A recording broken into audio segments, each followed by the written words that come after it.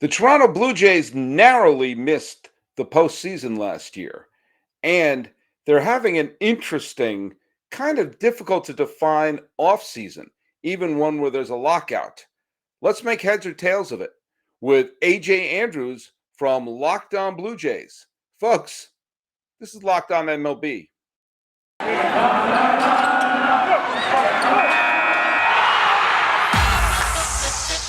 You are Locked On MLB.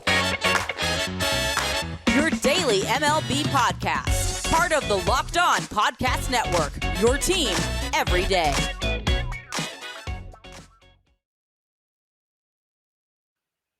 Hello, baseball fans, and welcome to Locked On MLB, part of the Locked On Podcast Network, where it's your team every day. This is the daily, or we try to make it daily, podcast. We talk about all of Major League Baseball. I'm your host, Paul Francis Sullivan. Please, as you can tell right there, you can call me Sully. Thanks for making Locked On your first listen, as we're available on all your free podcasting platforms. Or check out some of the other great shows on the Locked On Podcast Network, including Locked On Bets with your boy Q and expert analysis from Lee Sterling. Or hey, why not Locked On Blue Jays with AJ Andrews? You'll find out why I'm saying that one specifically right now. Follow us on Twitter and on Instagram at Locked On MLB Pod. Same handle for Instagram. I'm your pal Sully. You can follow me at Sully Baseball on Twitter. Sully Baseball Podcast on Instagram. Hey, those of you who follow the show pretty closely, sorry I haven't dropped any episodes except for the Monday episode. Forgive me. Little thing called work, little thing called life. We are going to get our 3 episodes in this week. I'm going to drop this one here on Thursday. The next one's either going to be Friday night or Saturday morning. You're going to get them. We're going to get 3 more. I'm going to bank them. I'm sorry. Your pal Sully was, I'm recovering from all the eggnog and everything that I had in the holiday season. But in the holiday season, that's how it is in America. But in an exotic land to the north and to the east of us lives a mysterious Blue Jay fan by the name of AJ Andrews, who has long been a friend of this show and also, if I'm not mistaken, the Bull Durham Minute podcast that I was also host on. And the Blue Jays were the single most terrifying team to not make the postseason last year. And they've had, let's just call it a bumpy offseason so far. But hey, why talk to me when I've got AJ Andrews waiting right there in the waiting room? Let's bring AJ. Where are you? There you are. How you doing? Welcome aboard. Welcome back to the show. Thank you. It's been a while. I think the last time I was on here was I got a call at like 3 a.m. my time, and I was like lying in bed doing it. So I'm very glad that wasn't recorded. Well, it was recorded, just wasn't on video. Yeah. Well, yeah. For those of you who don't understand, there's sometimes here in the Lockdown Podcast Network, it is a well-oiled machine where we plan all of our episodes well in advance, except for those times during the regular season when you look up, you say, holy Toledo, I don't have an episode up yet. And sometimes you throw a flare in the air saying, who's up? It's like a podcast booty call. Like, who's up? Who's up? And sometimes, sometimes someone's up. And the funniest thing about who was up is the person who's in the furthest time zone away from me was indeed up. I'm in California. You're like where Leif Erikson first landed in the boat coming off from Iceland. You're like on Prince Edward Island having mussels or something like that. Well, we almost got it. I'm in Nova Scotia getting that good lobster, but yeah. Oh, there you go. Same time zone as Rio de Janeiro, baby. That's how I always think of you, as either in Rio or having a lobster in Nova Scotia, which are eerily similar things. Which one was Pele from? Was he from Brazil or was he from? I think he's from Cole Harbor. That's what I thought. Yeah, that's what I thought. But hey, enough about Pele. This is not Locked On Cosmos, which we are very, very close to launching. But daily talk about the NASL, the nasal, and their team, the New York Cosmos, which for about an hour and a half, Pele played for them and was a lot of fun. But hey, the Blue Jays may consider signing Pele because everyone else seems to be leaving at this point. Let's just talk a little bit about last year, the Blue Jays going down the stretch. I absolutely believe were the most terrifying team in the American League. And they missed the playoffs by basically a infield hit at Yankee Stadium and a Red Sox rally in Washington. And if one of those two things didn't happen, they would have forced a one-game playoff with either New York or Boston, and there would have been a one-game playoff there. That didn't happen, and a wonderful Blue Jays season fell just short. Tell me your thoughts and feelings about what was a very exciting season in Toronto, one where they finally got back home, but must be, I don't know, I don't mean to rub in the salt, AJ, but a little bit frustrating. A little bit. It'd probably be more frustrating if I didn't watch that from a hospital bed, severely sedated on painkillers. So, that took a little bit of the sting out of it.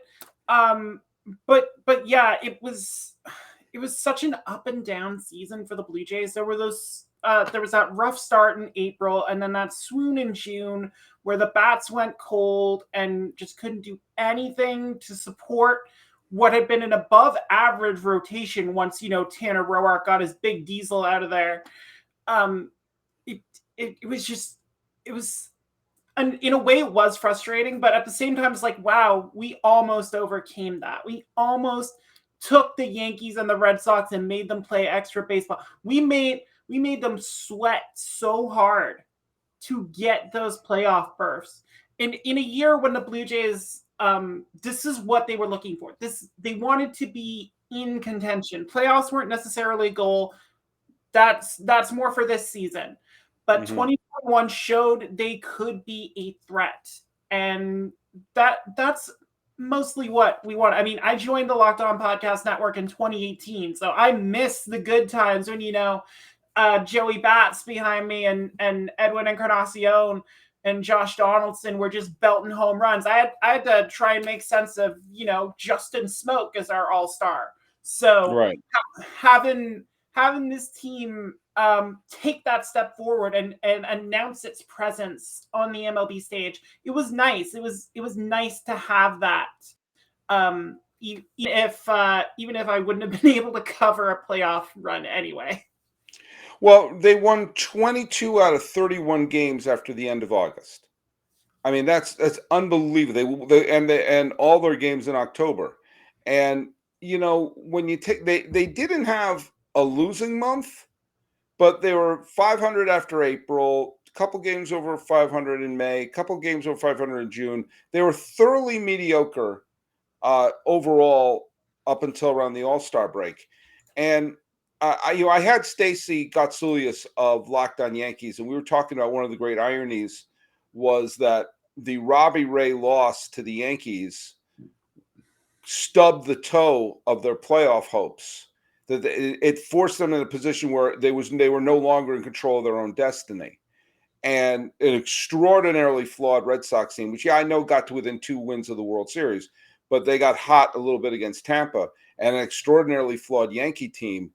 The thing that I think is unfair to blame Robbie Ray, and we'll get to Ray and what happened in the offseason in the second segment, was that Ray did everything you could ask him to.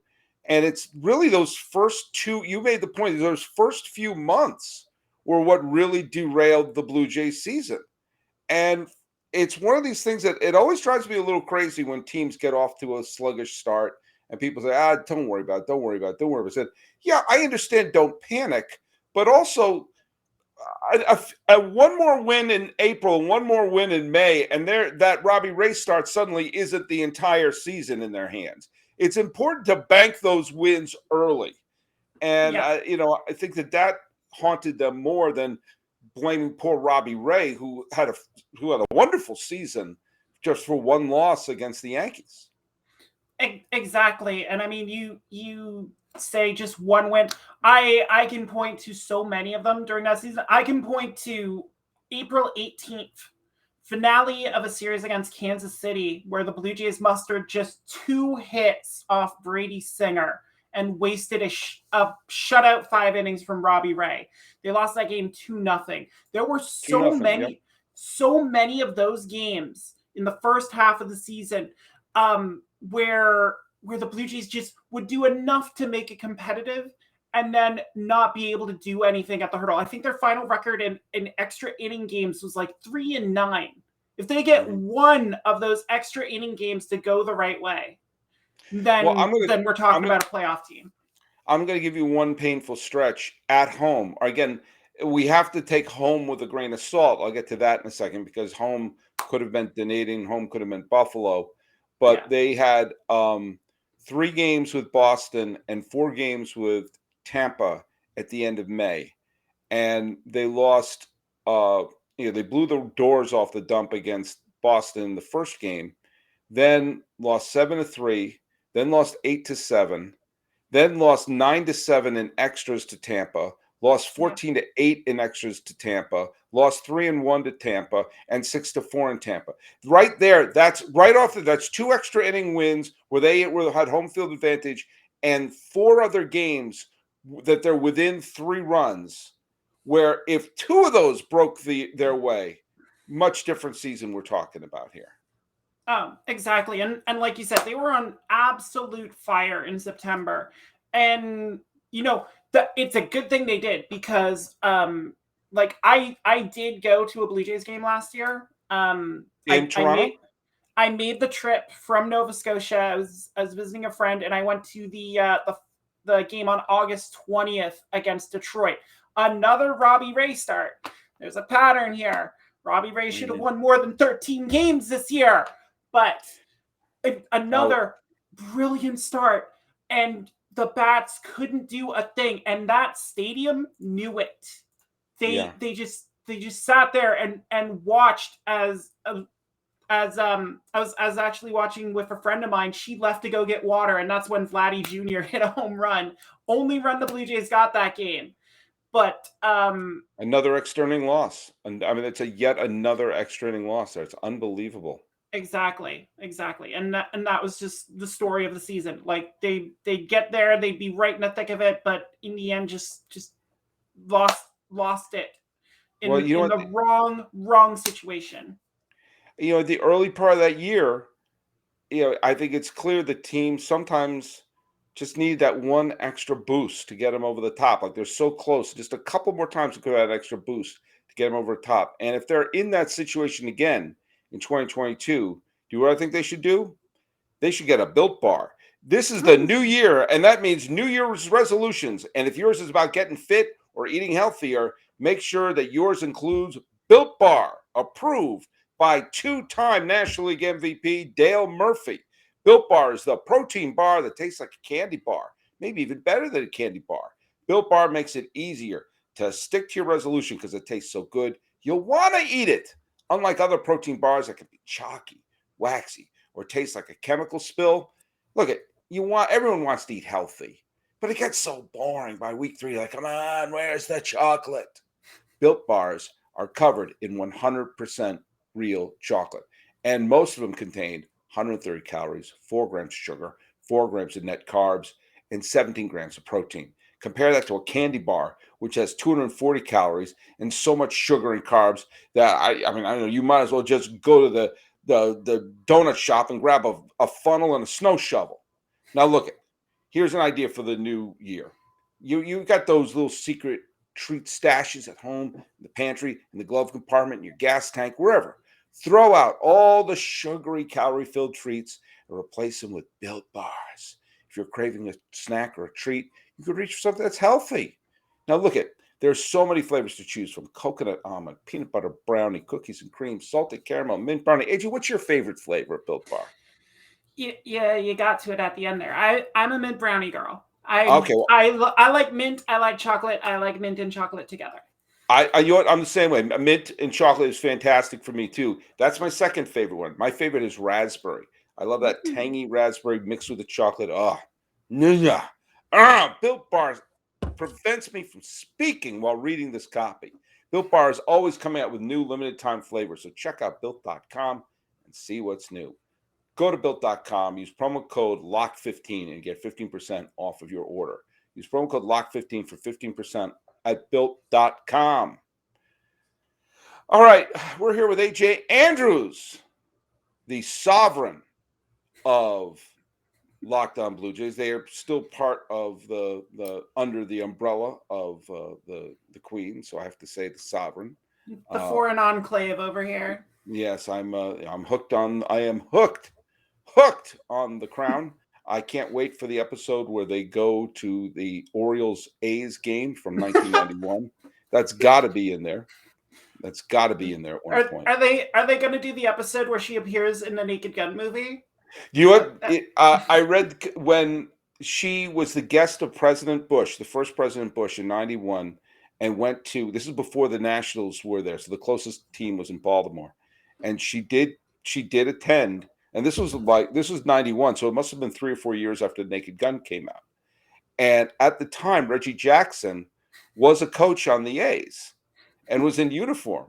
And like some of the A's were done, are you going to come up to her and say, "I must kill the Queen. I must kill the Queen"? And he said, "No, I don't think I'm going to do that. I don't think that's probably not something you joke about just if she's not expecting it."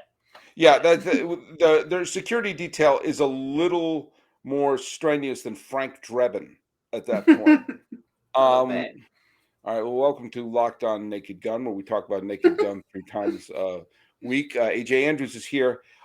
Look at I feel like I'm a cold, wet blanket that are being thrown on you because it was a wonderful, fun, entertaining season for the Toronto Blue Jays, where they finally came back to Toronto. You were there. You didn't bring the offense with you, but I mean, you were there. Some of the most exciting players in baseball, some of the most dramatic comebacks. A couple of those comebacks against the A's, especially the one with the Semien home run, were unbelievable. And yet here we are. This offseason meant losing Semien, losing Matz, and losing the aforementioned Ray to free agency. I'll just say going in, and this is all with the assumption that there's going to be a 2022, with the addition of Gausman, and they still have Barrios. They still have, Manoah is his name. I still like their rotation. It's tough to lose a Cy Young Award winner. I don't know where I read that, but it's tough to lose your Cy Young Award winner. It's tough to lose. I can see that. It's tough to lose your MVP, your MVP finalist. But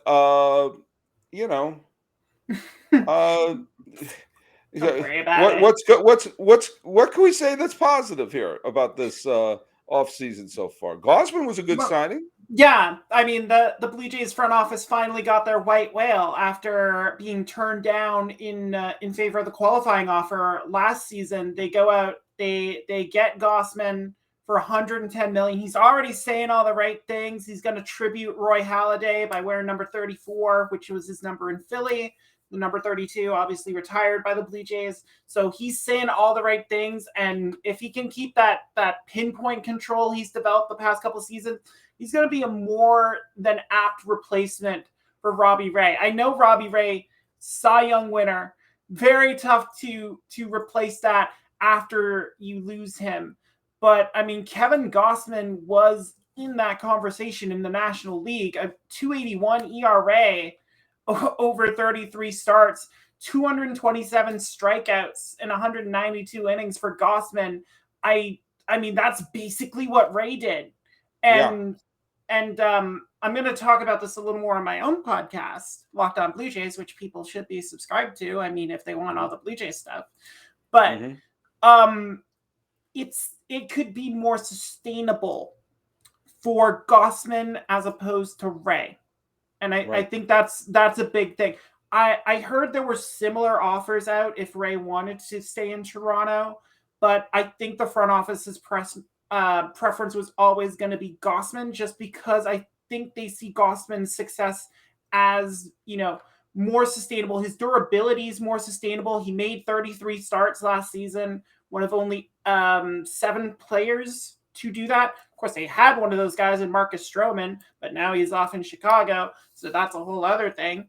But the consistency that Gausman brings, and contrasting him to Hyunjin Ryu, who they already have, they want to go with these guys who can make their pitches consistently, aren't going to walk a lot of guys, and give these bats a chance to get into the game, because they didn't do it in that early part of 2021, but by the end of it, they were mashing with the best of them. So they just need pitchers who they know are going to be like 6 innings, 2 runs. That's reliable. We'll take that.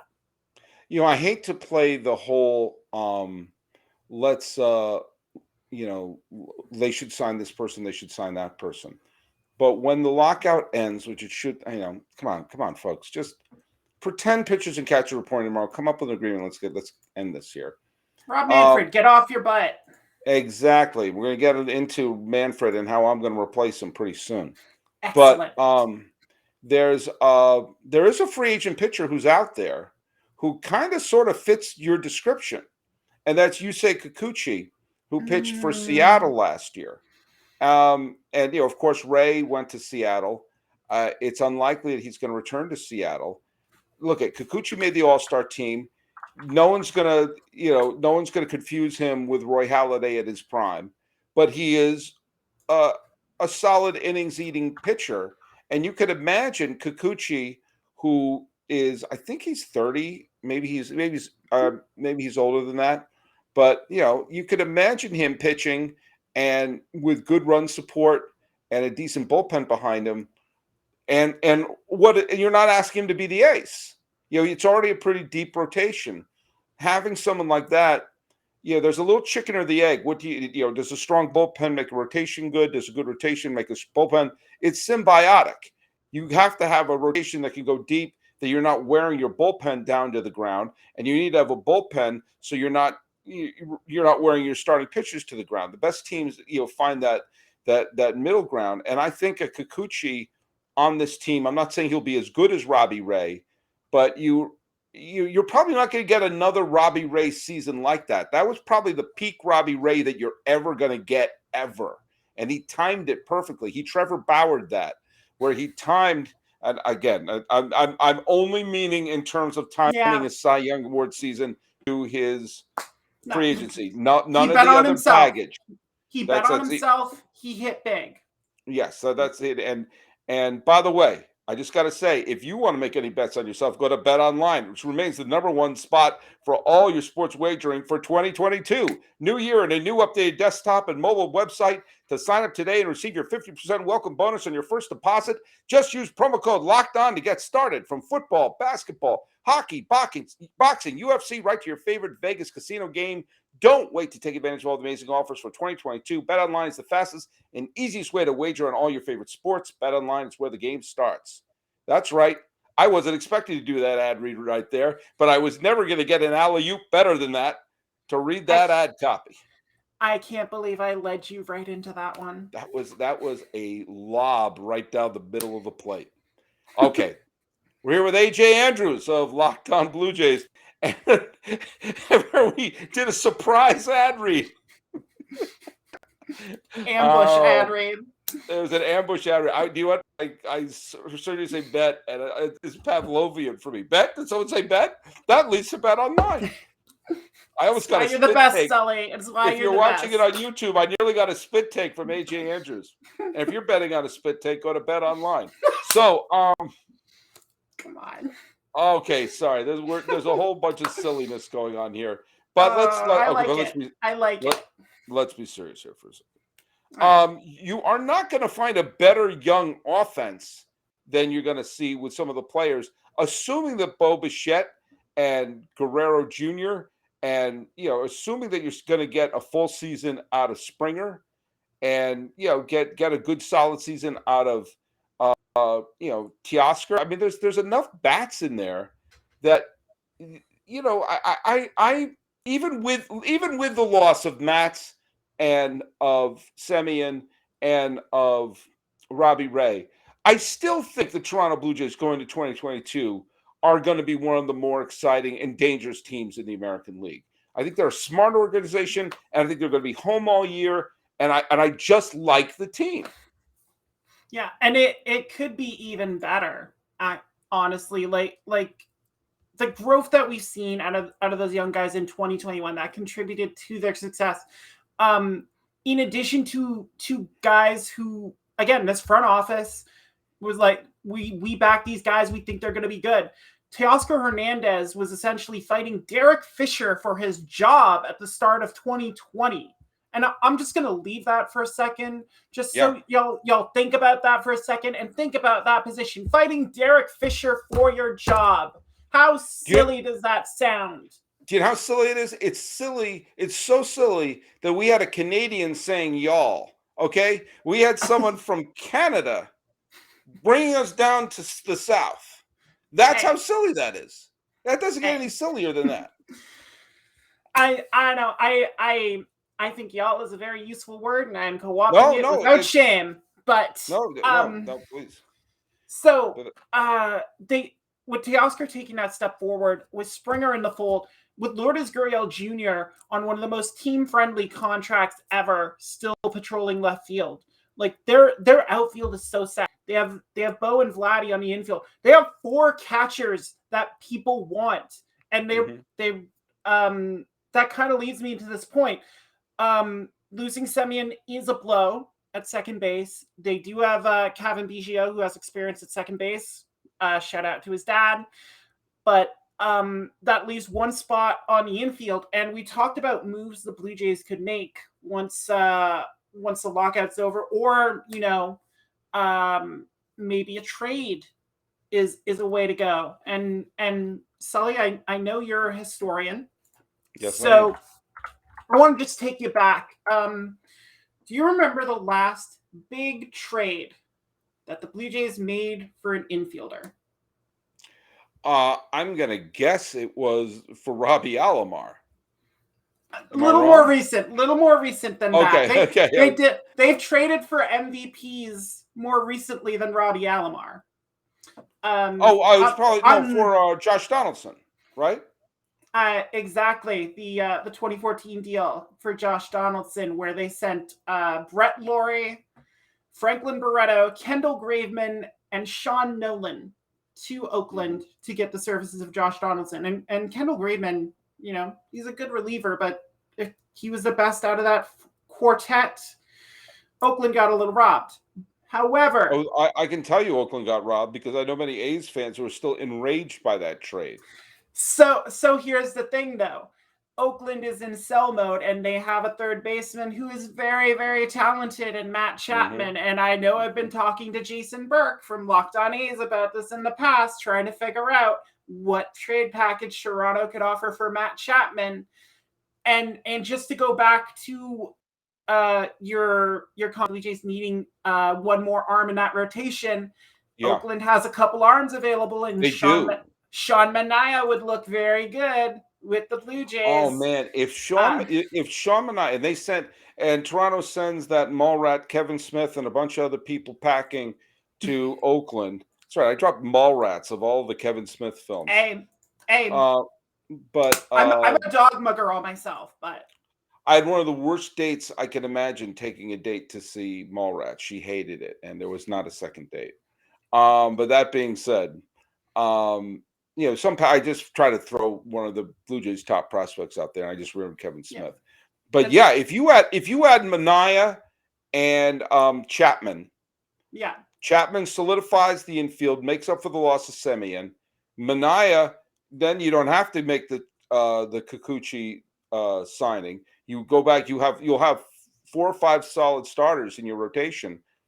I still think Tampa Bay is the best team in the division right now, but Toronto could seriously challenge it, and I think would be better, certainly better than the Yankees and the Red Sox. With that team. And like you said, the Blue Jays still have a very deep prospect pool to deal from. Even after the Jose Barrios deal from last year, when they traded Simeon Woods Richardson and Austin Martin off to Minnesota. And I mean, I saw enough people like, oh, why'd we trade them for only like a year and a half of Barrios? Well, we now traded them for 5.5 years of Barrios, so shut it down. And also, if I remember correctly, that deal was made before the Blue Jays made a big run. And so there was a lot of people who were looking at that like, oh, that's their move to sort of anticipating the loss of Robbie Ray. And so that was more of a move for 2022 more than it was a move for 2021. But it turned into a wonderful move for 2021. It was almost a move that pushed them into the postseason. And there's a lesson here for the two teams that played in the 1992 World Series, is that both Atlanta and Toronto made moves before they made their big run. And sometimes what you have to do is make sure you have a major leaguer at each position. If you have a chance to improve a team with a major leaguer, you do it, because you don't know. You don't know if that opportunity was going to come there. At that time, again, the Braves are the most obvious answer, that they were sub 500, and they weren't making the huge deals, just acquiring the NLCS MVP and the World Series MVP. And if they had a Division Series MVP, it probably would have been Jock Peterson. So that entire makeshift outfield was, what was it? It was Rosario and Soler and Peterson were all acquired at the deadline. Yep. And the Blue Jays acquired Barrios at the deadline when he was rumored to go to this team. He was rumored to go that. Contender's like, oh, it's interesting. Went to the Blue Jays. And look at that. They went, it got down to an infield single in New York. Not only that, them out of it. Toronto rebuilt their entire bullpen on the fly. They jettisoned Tyler Chatwood, who, could not threaten the fan base with heart attacks anymore. They brought in Adam Simber. They brought in Trevor Richards. They brought in Joaquin Soria, who I am amazed he was still pitching last year. Yeah, I thought it was Old Timers Day when I saw him pitching. Yeah. They fulfilled my wish of bringing in Brad Hand, although that dream quickly turned into a nightmare because, ugh. Yeah. But it's the only way I could put it.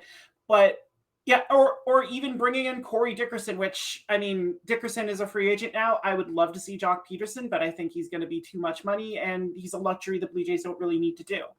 But I think if the Blue Jays are willing to dip into that capital again, and they can do it, they can trade a guy like Alejandro Kirk, who, took the world by storm last year when he, 2020, it is now 2 years ago when he came up. Still adjusting. Yeah, but time has no meaning anymore. We're in the wormhole from Star Trek: The Motion Picture. So it really doesn't. It really doesn't. But with Gabriel Moreno in the system, they can trade a guy like Alejandro Kirk very easily, package him with, say, an Orelvis Martinez, who's a very up-and-coming infield prospect, or a Kevin Smith, like you mentioned, who made his debut. And I actually did see his first major league hit at that game I went to. So Kevin Smith. Yeah, I will always give that appreciation. They have options to, like I said, make this team better for whatever avenue best suits the team. And they don't necessarily have to buy low anymore. They bought low on Robbie Ray. They bought low on Steven Matz. And they got great seasons out of them. Now they know they're going to compete and can compete, and they can go out there and get the pieces they need. They can go and say, we're going to get Matt Chapman. We're going to get Jose Barrios. We are going to get what we think we need because we have the tools to do it. And that is exciting because for so long, we just watched the Yankees and watched the Red Sox just throw cash at everything and just wallpaper over whatever cracks they had. Theoretically, the Blue Jays can do this now too. And I'm hoping, again, that Rob Manfred gets his head out of whatever bodily cavity he has decided to shove it into and gets a deal done so we can actually have baseball and actually see these guys back on the field. For those of you watching on YouTube, I briefly turned off my camera because AJ's speech, that was her Oscar speech. That's what, when we're doing, if you're up for an Academy Award, that would be the clip they would show right there. I was off for 3 months. I got so many fastballs saved up. I gotta start slinging them now. Man, the Tommy John surgery worked. It absolutely worked. Man, exactly. So, well, look at the thing. I think the best thing that is going in the favor of the Toronto Blue Jays, there are two things that are going in the Toronto Blue Jays' favor more than anything. First of all is, and again, everything's under assumption that there's going to be a 2022. Okay, so let's take that off the table. and that the recent surge of everything will be, things will be under control. Let's take those two. Let's say that those two things. That if that's the case, then the Blue Jays are going to call home for the whole year. I don't think it's a coincidence that they played mediocre ball when they were the traveling Wilburys, and then turned into the team that people thought they were going to be once they had some home cooking. All right. Well, you needed that Molson. What's Canadian? They needed that proper bacon. Powered by poutine, baby. Powered by poutine. There you go. They need that poutine. But the other thing is, and I this has been true for the last bunch of years, and I'll say this until proven differently. There is no super team in the American League. There are a couple teams in the National League that are just heads and shoulders better than everybody else. Okay, there's no equivalent to the Dodgers in the American League. Maybe in terms of payroll, but not in terms of talent. So, the Red Sox got to the league championship series. They are filled with holes, believe me. Houston, especially if they lose Correa, but they won with a little bit of rolling the dice with a dicey rotation this year. The White Sox are a good team, but they're not a super team. The Blue Jays are a very good team, but they're not a super team. If you are a good team in the American League, you have an outstanding shot to having home field advantage in the division series. And the Blue Jays are a good team. So if they're a team that right now is a good team, and as you said, have a deep prospect pool, know that the window to win, the opportunity to win now, and knowing, like in 2014 and 2015, the Red Sox and Yankees both missed the playoffs in 2014. The Yankees were a wild card team in 2015, and in 2016, the Yankees missed it, and the Red Sox were a non-factor. That there's a window of opportunity where the ebbs and flows for the Red Sox and Yankees, they're both. It's tough for me to say this is an ebb when they were both 90-win teams that made the postseason last year, and one of them got to within 2 wins of the World Series. But they're very vulnerable teams, and had the season gone on for one more week, I think the Blue Jays would have leapfrogged both of them. Oh yeah. So now, if we got in that playoff, we were winning that playoff. Yeah, absolutely. Now, of course, all 162 games count. But damn you, Brady Singer. But this Blue Jays team, I would not be stunned if they win the division. They're clearly a wild card team, but I would not be stunned if they won the division, especially if the Rays, if they have a recession of any way, shape, or form. But the prediction I made at the beginning of the year was that there was 2 or 3 games were going to be the difference between home field advantage in the division series and playing golf.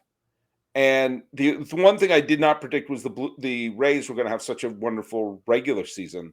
But everyone else, the Red Sox, the White Sox, the Astros, the Blue Jays, the Mariners, and the Yankees all finished within just a couple of games of each other. Yeah. So I think the Blue Jays are especially if they take advantage of a fire sale in Oakland, which is more than possible because they have the young players and the Oakland has the chips. I mean, it's a really smart, trade partner. It'd be great if you and Mr. Burke of Locked On A's actually had the power to make these trades. Oh my God, we would have done so many trades. Like, although he was asking me like, would the Blue Jays take Stephen Piscotty? I'm like, no, we would not. So there would have to be some negotiating. But you're exactly right. I mean, it's all so cyclical. I mean, the Blue Jays beat the Orioles to get into the playoffs in that 2016 season. When's the last time you thought about the Orioles being good? By the way, yeah. Sorry, Connor. Sorry, Connor. Your team just it doesn't work.